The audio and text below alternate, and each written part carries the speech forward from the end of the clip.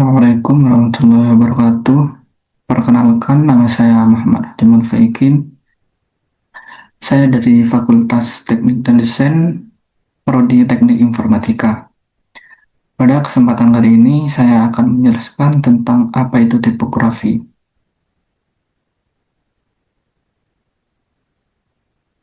Berikutnya, saya akan menjelaskan tentang apa pengertian umum tentang apa itu tipografi dan peran penting dalam antarmuka pengguna. Tipografi adalah salah satu aspek paling penting dalam desain komunikasi visual, terutama dalam konteks interaksi. Tipografi berperan besar dalam menentukan bagaimana informasi disampaikan dan diterima oleh pengguna. Dalam dunia digital yang serba cepat seperti yang saat ini, orang cenderung hanya memindai informasi, bukan membacanya secara mendalam. Maka dari itu, tipografi membantu mengarahkan perhatian, membangun hierarki visual, serta memastikan pesan yang disampaikan bisa dengan cepat dipahami. Pada presentasi ini, saya akan membahas berbagai aspek tipografi, mulai dari konsep dasar, elemen penting, hingga penerapannya dalam desain antarmuka.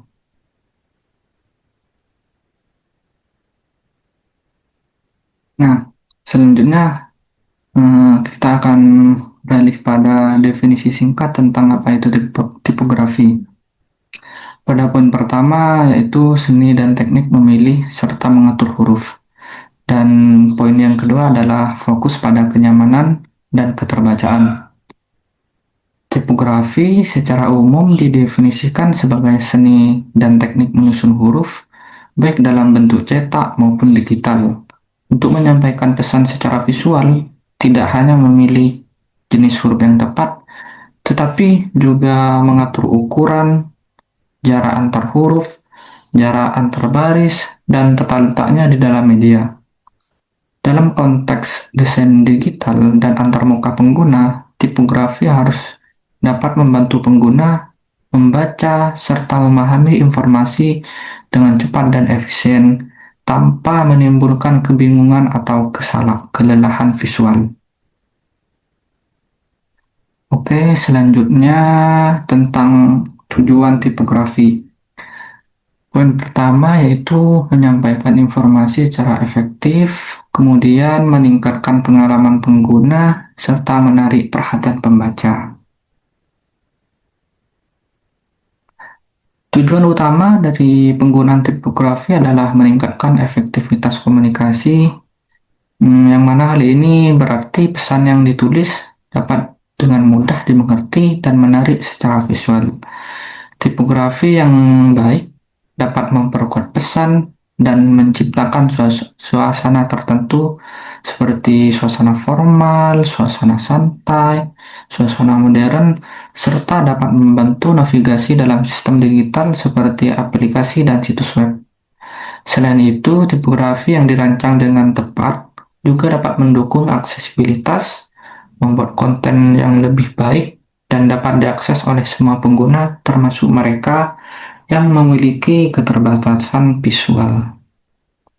Selanjutnya, kita akan mengulas tentang materi sejarah singkat tipografi.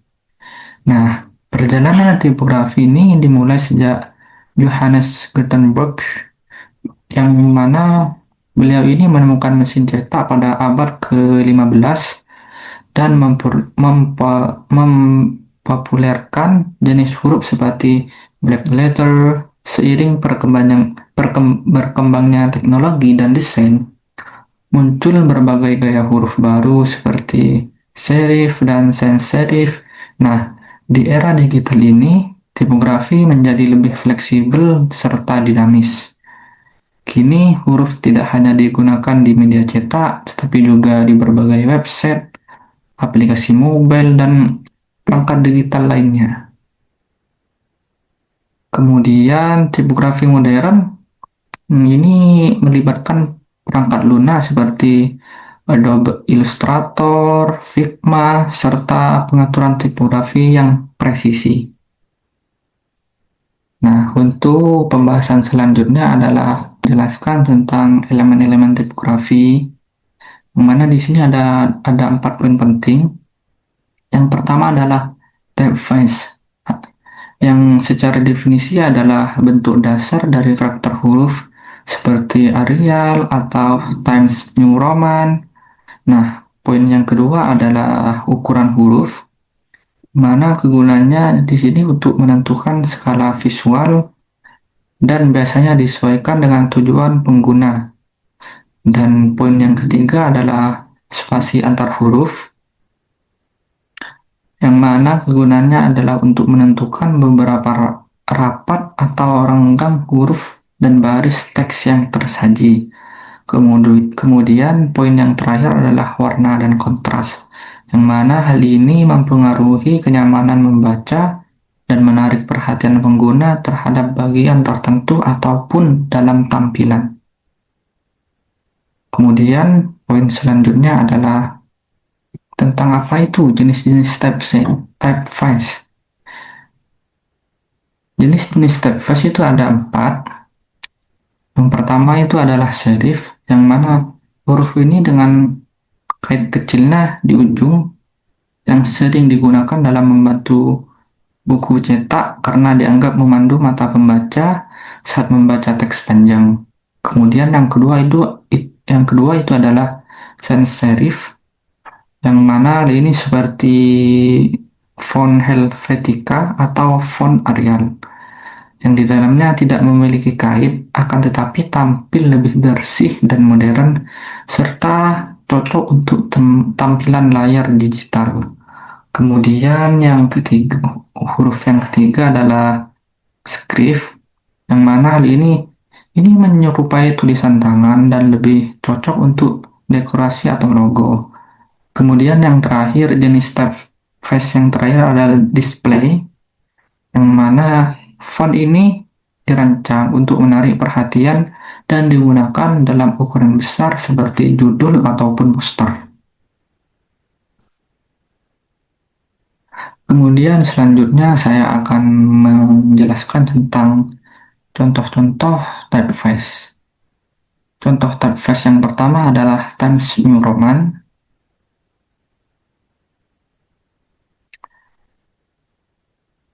yang mana Times New Roman ini sendiri sangat cocok digunakan untuk artikel atau laporan dikarenakan memberikan nuansa profesional dan klasik. Sementara itu, poin yang kedua sans serif atau yang apa ya, lebih banyak orang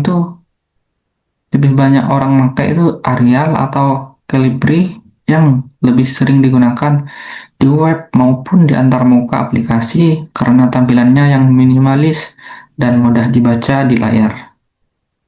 Penting untuk memilih typeface yang sesuai dengan konteks dan tujuan komunikasi visual. Membangun dua typeface yang berbeda, misalnya serif untuk judul dan sans serif untuk isi, juga bisa meningkatkan dinamika visual yang digunakan dengan tepat.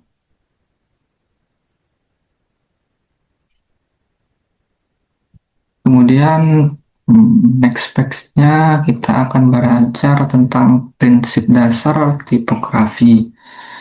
Prinsip dasar tipografi sendiri itu ada 4 poin. Yang pertama keterbacaan atau legibility, kemudian yang kedua adalah kejelasan, dan selanjutnya adalah konsistensi, serta yang terakhir adalah hierarki visual.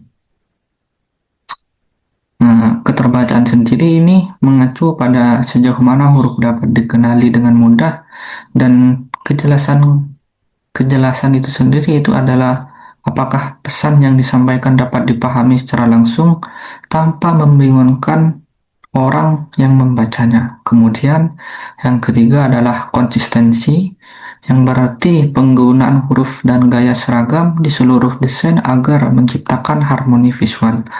Kemudian poin yang terakhir adalah hierarki visual, yang digunakan untuk membimbing mata pembaca agar tahu mana informasi yang lebih penting. Selanjutnya adalah keterbacaan dan kejelasan. Nah, apa itu bedanya keterbacaan versus kejelasan? serta apa contoh studi kasusnya pada user interface atau UI. Nah, keterbacaan dan kejelasan ini meskipun terdengar mirip, mereka memiliki fokus yang berbeda. Yang pertama, keterbacaan itu berkaitan dengan aspek teknis huruf seperti bentuk, ukuran, serta spasi. Sebuah huruf biasanya terlihat jelas namun tidak mudah dibaca jika terlalu dekoratif atau kecil. Sedangkan kejelasan sendiri ini lebih menyentuh konteks dan struktur informasi. Misalnya, teks dengan banyak jargon atau paragraf panjang tanpa jeda akan menyulitkan pemahaman, serta meskipun hurufnya terbaca dengan baik, keduanya harus seimbang agar pesan yang akan kita sampaikan itu dapat tersampaikan secara efektif. Kemudian yang ketiga adalah yang selanjutnya adalah hierarki tipografi. Secara umum, hierarki tipografi ini adalah cara menyusun teks agar pembaca dapat dengan cepat membedakan bagian penting dari informasi. Ini bisa dicapai dengan mengatur ukuran font, gaya font, warna, serta posisi teks. Judul utama biasanya ditampilkan dalam ukuran besar dan tebal, sementara isi teks lebih kecil dan ringan. Dengan menggunakan hierarki visual yang tepat, pengguna tidak perlu membaca seluruh teks untuk memahami inti informasi. Hanya saja dengan cukup dengan melihat struktur tipografinya.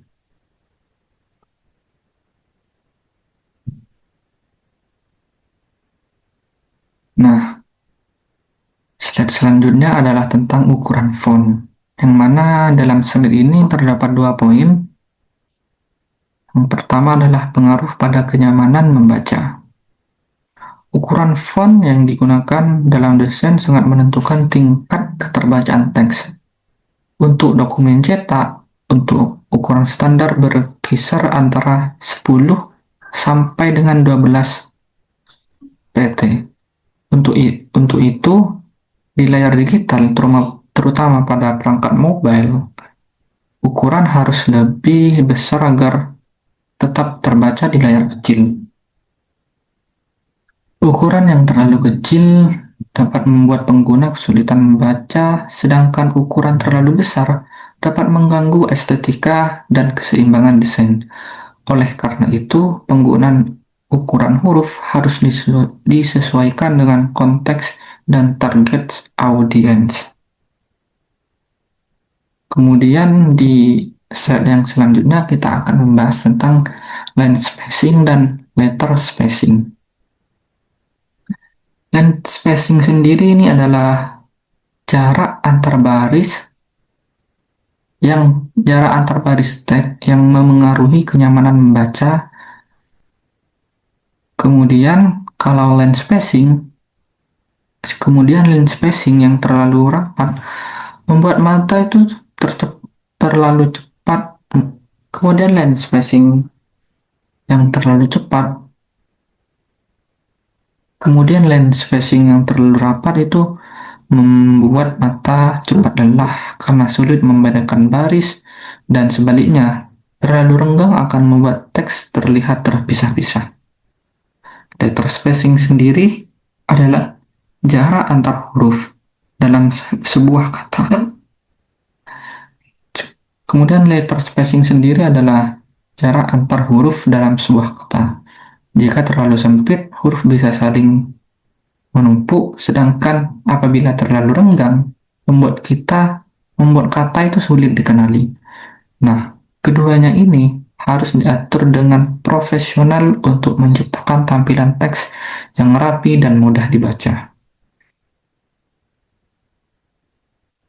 Kemudian slide selanjutnya adalah warna dan kontras.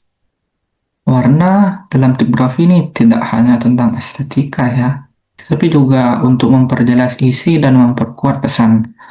Konteks antara teks dan latar belakang sangat penting agar teks mudah dibaca. Misalnya, Teks hitam di atas latar putih memiliki kontras tinggi yang nyaman dibaca, sementara teks abu-abu di latar abu-abu akan sulit dibaca. Nah, selain itu, pemilihan warna terus memperhatikan aspek psikologis. Warna tertentu bisa menciptakan kesan profesional, santai, atau tegas tergantung konteks desain.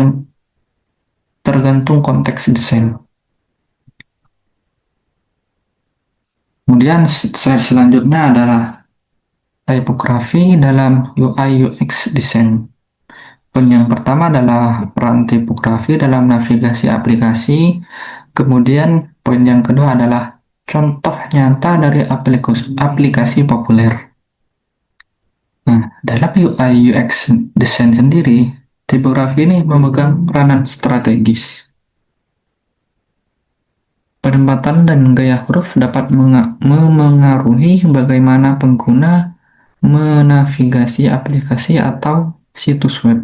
Misalnya, tombol dan font tebal dan kapital akan lebih menarik perhatian dibandingkan teks biasa. Tipografi juga digunakan untuk membedakan fungsi, baik label, informasi, instruksi, dan judul. Penggunaan tipografi yang konsisten dan tepat membantu menciptakan pengalaman pengguna yang intuitif, efisien, serta menyenangkan. Kemudian, slide yang selanjutnya adalah kesalahan umum dalam tipografi. Di sini, kesalahan umum dalam tipografi termasuk yang pertama, menggunakan terlalu banyak jenis huruf dalam satu desain yang dapat menimbulkan tampilan tidak konsisten. Kemudian, ukuran teks yang tidak konsisten sehingga membuat pengguna bingung, itu juga termasuk dalam kesalahan-kesalahan umum dalam penggunaan tipografi. Kemudian adalah kontras warna yang buruk antara teks dan latar belakang. Kemudian yang poin yang terakhir adalah pemilihan warna yang buruk ini. Pemilihan warna yang buruk. Nah, pemilihan warna yang buruk ini seperti yang sudah saya sebutkan tadi adalah kontras warna yang buruk antara teks dan latar belakang. Kemudian pada slide selanjutnya adalah studi kasus aplikasi. Nah, sebagai contoh dari slide ini, kita bisa meninjau seperti aplikasi Google News atau Medium. Aplikasi ini menggunakan tipografi sans serif untuk tampilan utama agar lebih modern dan mudah dibaca di layar. Kemudian yang kedua adalah mereka juga menggunakan hierarki tipografi yang jelas untuk membedakan antara judul atau nama penulis serta isi berita. Studi kasus semacam ini membantu kita memahami bagaimana penerapan prinsip tipografi dalam dunia nyata yang berdampak langsung pada kenyamanan dan keterlibatan pengguna. Kemudian untuk slide selanjutnya kita akan membahas tentang tipografi dan branding. Poin yang pertama adalah hubungan antara font dan identitas merek. Kemudian poin yang kedua adalah contoh brand terkenal dan tipografinya. Setiap merek biasanya memiliki identitas visual yang khas, dan tipografi adalah bagian penting dari hal itu. Misalnya, Coca-Cola menggunakan huruf script iconic yang mudah dikenali, sementara Google menggunakan produk Sans yang bersih dan modern. Tipografi ini membangun citra merek, menciptakan keunikan, dan memperkuat pesan. Pemilihan typeface yang tepat akan membantu persepsi audiens terhadap merek, baik itu profesional, ramah, ataupun eksklusif.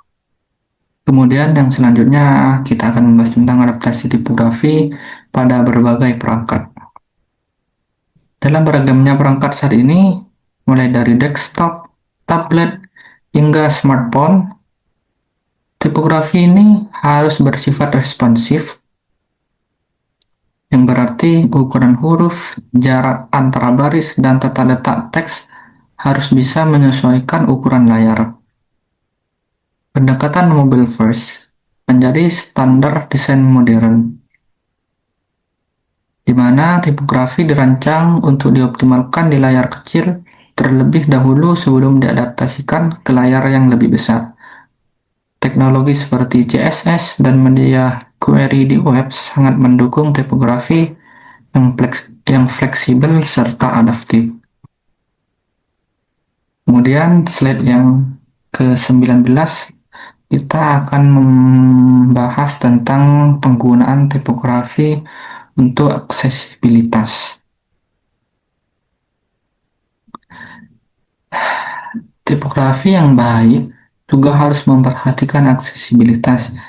Ini mencakup tentang berbagai kontras yang memadai serta ukuran huruf minimum dan font yang mudah dibaca untuk pengguna dan disleksia atau gangguan penglihatan.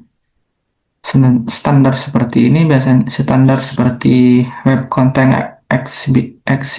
Accessibility Guidelines memberikan panduan tentang bagaimana teks harus disusun agar semua orang dapat mengakses informasi secara adil, termasuk yang di dalamnya itu termasuk di dalamnya fitur zoom teks dan kemampuan pengguna untuk mengganti typeface sesuai kebutuhan.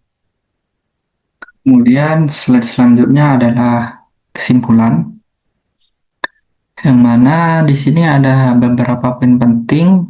Yang pertama adalah ringkasan poin penting, dan poin yang kedua adalah pentingnya memahami tipografi bagi para desainer. Tipografi bukan hanya soal pemilihan huruf, tetapi merupakan elemen strategis dalam desain komunikasi. Tipografi yang baik meningkatkan kenyamanan membaca, memperkuat pesan, dan menciptakan pengalaman pengguna yang menyenangkan. Prinsip-prinsip seperti keterbacaan, kejelasan, konsistensi, serta hierarki visual harus selalu diperhatikan dalam setiap desain antarmuka. Dengan memahami dan menerapkan dasar-dasar tipografi, kita dapat menciptakan desain yang tidak hanya estetis, tetapi juga fungsional. Dan tibalah kita di akhir presentasi. Saya selaku pembicara mohon maaf apabila ada salah kata. Wabillahi taufiq wal hidayah. Assalamualaikum warahmatullahi wabarakatuh.